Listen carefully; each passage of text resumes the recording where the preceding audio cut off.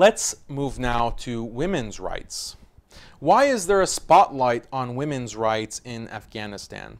Could it be because those capitalists who want to profit from war created a false pretext to sell an unjust war to their own people?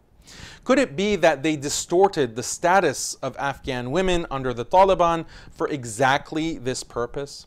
Consider this report from Vox. It admits the US used women's rights to help justify the invasion of Afghanistan, which is what WikiLeaks also says about using the issue of women to, quote, reduce Western opposition to military occupation of Afghanistan. Everything we've mentioned about the suffering of children has also been suffered by Afghan women, because those women are the mothers of those children.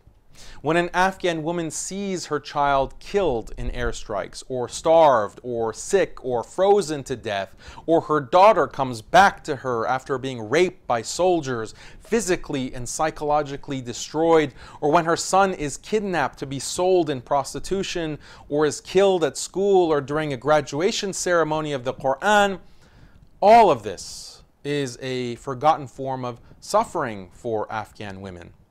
In a report by the BBC, you will find the following sentence: Afghanistan ranks as one of the worst countries in the world for women. When was that?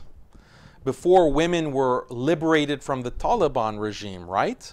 No, this was in 2019, meaning after 18 years of occupation. The report continues. A United Nations report issued in 2018 detailed how women who are victims of sexual crimes and violence are pressured to withdraw their complaints. In many cases, they're blamed for the offenses committed against them. If you want to know the rights of women under the occupation and the client government, then you should read this report in the BBC. It describes senior officials in the client government and how they treated women as sexual commodities. They would exchange employment opportunities for sexual favors. This corruption even reached the client government's judges and police, so that a woman couldn't even lodge a complaint against these officials.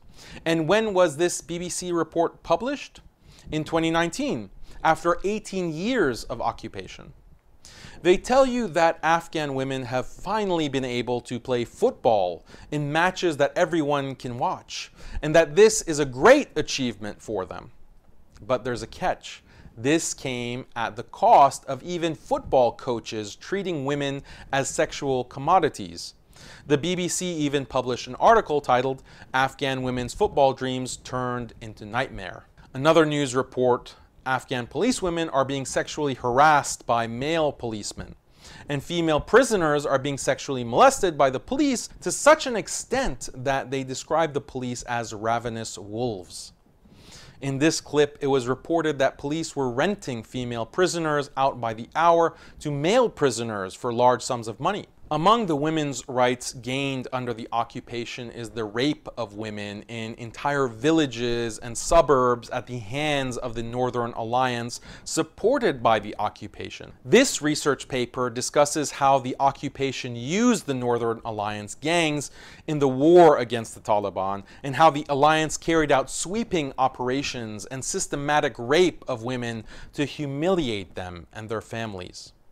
When you hear women's rights in Afghanistan, remember the state of rampant frenzy created by the occupation, in which women were viewed as cheap commodities. And when an Afghan girl or woman wants to marry legally, the occupation planes do not forget to give her a gift on her wedding day. A bomb falls on the wedding, turning it into shredded bones and blood. It seems that the occupation particularly enjoyed bombing weddings, as it bombed a wedding in Uruzganin in 2002, according to CNN. Then another wedding was bombed on the 6th of July 2008 in the province of Haska Meina. Victims of the bombing were 47 Afghan Muslims. 39 of them were women and children, according to The Guardian, and among the dead was the bride as well. A third wedding a few months later, on the 3rd of November 2008 in Kandahar, 40 Afghans were killed. Only 7 of them were men, and the rest were women and children, and others were wounded, including the bride. What was the reaction of the occupation army when faced with these incidents? Quite simply, the army spokesman said, "If innocent people were killed in this operation, we apologize and express our condolences." That's all.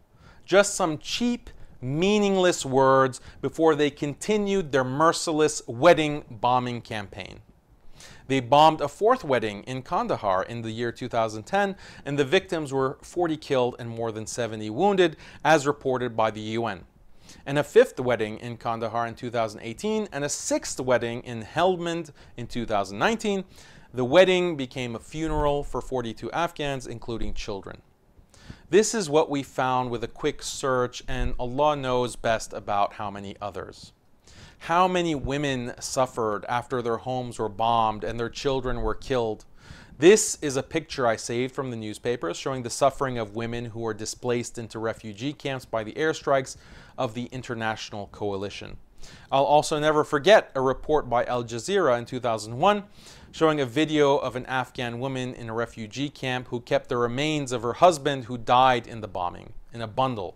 And every time she opened this bundle and looked into it, she would fall into an epileptic seizure, and people would hold her still in place so she wouldn't harm herself while seizing. During the rule of the Taliban, scholars made fatwas against opium production, resulting in the elimination of the industry. But then the industry resurfaced and flourished under the occupation. This is a documented fact that many people are ignorant of. Drugs spread and caused the addiction of many Afghan women, as in this report by the BBC, written in Farsi and published in 2018. This report tells us how 1/3 of the inmates who were imprisoned for security issues or so-called terrorism, including women and children, were subjected to torture or ill treatment in the prisons of Afghanistan. Compare all this to what happened with the British journalist Vaughan Ridley, correspondent of the Sunday Times, who sported an Afghani cloak and toured Afghanistan before the start of the war on the Taliban while she was filming with her camera. The Taliban eventually arrested her under the suspicion of being a spy. Then she told us her story. According to her, Muslims treated her well and told her about Islam. Her boss in the Sunday Times offered the Taliban money in exchange for her release, but the Taliban refused and released her for free, asking her only to learn about Islam. She actually read, learned, and then converted to Islam 2 years after her release. Check out Dr. Iyad's episode, Liberation of Western Women, the full story, to know more about those who advocate for the liberation of women. Among them are those who humiliated women in their countries and turned them into commodities, insulting their dignity and then claiming to care about the rights of Afghan women.